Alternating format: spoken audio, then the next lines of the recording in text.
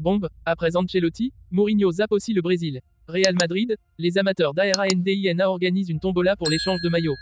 Extraordinaire, un grand nom du Real Madrid tacle Mbappé. Real Madrid, un défenseur de Chelsea dans le viseur des merengues. Avant de commencer, si c'est la première fois que tu passes ici, je t'invite donc à t'abonner, c'est gratuit, ça prend 2 secondes et ça fait plaisir. Merci beaucoup à toi. Priorité du Brésil pour le poste de sélectionneur, Carlo Ancelotti a finalement prolongé jusqu'en 2026 au Real Madrid. Un choix qui met à mal la Seleção, qui se tourne maintenant vers José Mourinho. Le Brésil veut un grand nom sur son banc et depuis la Coupe du Monde 2022, la Seleção attendait sagement la fin de la saison pour nommer Carlo Ancelotti.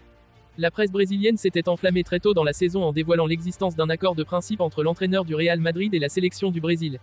Un accord qui a brutalement volé en éclats cette semaine avec la prolongation de l'entraîneur italien au Real pour 2 saisons supplémentaires, soit jusqu'en 2026. Carlo Ancelotti était bel et bien intéressé par le banc du Brésil, à condition de ne pas être prolongé par le Real Madrid, ce qui a finalement été le cas.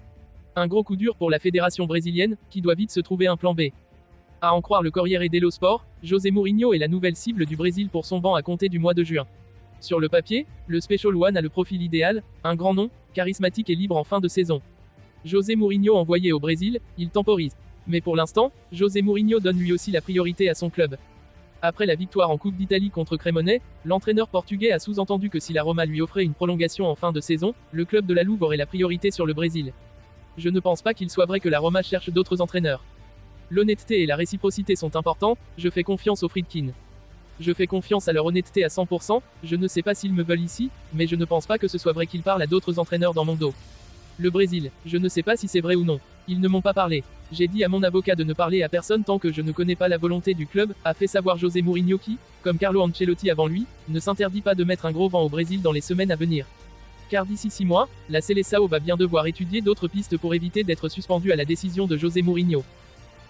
Les joueurs d'Arandina ont décidé d'organiser une tombola entre eux pour savoir qui récupérera les maillots des joueurs du Real Madrid en Coupe du Roi. Comme en France avec la Coupe de France, la Coupe du Roi en Espagne offre chaque année l'opportunité à des joueurs amateurs d'affronter des géants du football. Pour cet exercice 2023 à 2024, ce sont les joueurs d'Arandina, qui évoluent actuellement en 4e division, qui vont pouvoir se frotter au Real Madrid à l'occasion des 16e de finale de la compétition qui se disputera ce samedi. Une soirée qui restera dans toutes les mémoires pour ces joueurs qui ont d'ailleurs décidé de s'organiser pour un rituel attendu, l'échange des maillots. Plus que dans n'importe quelle autre rencontre, les joueurs essayent d'échanger leurs maillots avec une des stars de l'équipe adverse. Modric en tête des sondés. Et comme le dévoile le quotidien Marca, le club d'Arandina a décidé de faire passer une liste aux merengues sous la forme d'une liste de cadeaux aux rois mages. Dans la culture catholique en Espagne, l'arrivée des rois mages le 6 janvier est célébrée au même titre que Noël en France, où chaque membre de l'effectif pouvait indiquer quel maillot il souhaitait à la fin du match. Et à la surprise générale, ça n'est pas Jude Bellingham ou Vinicius Junior qui arrive en tête, mais bien l'historique Luka Modric avec pas moins de 9 demandes. En deuxième position, Jude Bellingham, 3 demandes, Toni Kroos, 2 demandes, ou encore Rodrigo, 2 demandes. Dans les vestiaires, j'ai proposé l'idée d'essayer d'avoir le plus de maillots possible, car en fin de compte, tout le monde voudra le même maillot. Et je pense que la beauté de ce match, c'est d'avoir un souvenir. Si Madrid peut nous fournir plus de maillots, bienvenue, a indiqué Jorge González, Pesca, le capitaine de l'équipe, au quotidien Marca. Une belle idée qui devrait pouvoir permettre à tout le monde de repartir avec un souvenir de cet événement. La dernière prise de parole de Kylian Mbappé n'a pas été du goût d'un grand nom du Real Madrid qui ne cache pas sa méfiance. C'est à la surprise générale que Kylian Mbappé a débarqué hier soir en zone mixte, après le trophée des champions remporté par le PSG face à Toulouse, 2-0, pour répondre aux questions des journalistes qui l'ont évidemment très vite interrogé sur son avenir. Je n'ai pas pris ma décision. Je n'ai pas encore fait de choix, mais on a un accord avec le président qui fait que toutes les parties sont protégées. Personne ne parle de ma situation à l'intérieur du club, a déclaré le crack de Bondy. Guti doute clairement de Mbappé.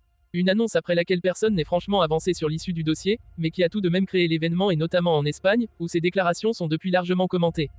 L'émission El Chiringuito, en direct dans la foulée, s'est emparée du dossier et cela a donné lieu à un tacle en règle de Guti. L'ancien grand nom du Real Madrid, désormais consultant phare du talk show, n'a pas hésité à afficher toute sa méfiance envers Mbappé, craignant qu'il fasse encore attendre le Real Madrid de longs mois pour leur tourner le dos au final, comme en 2022. Je pense que Mbappé peut encore faire la même chose au Real Madrid. J'ai beaucoup de doutes sur sa venue, a lâché l'ancien meneur de jeu de la Maison Blanche. Le Real Madrid surveille de près la situation d'un défenseur des Blues, pour qui il serait prêt à passer à l'action en 2024. Le Real Madrid en entamé sa mue depuis l'été dernier et l'a continué cet été avec les arrivées de Bellingham, 20 ans, Brahim Diaz, 24 ans, et Arda Güler, 18 ans. Petit à petit, les jeunes prennent la place des plus anciens tels que Modric ou Kroos, régulièrement sur le banc depuis le début de saison.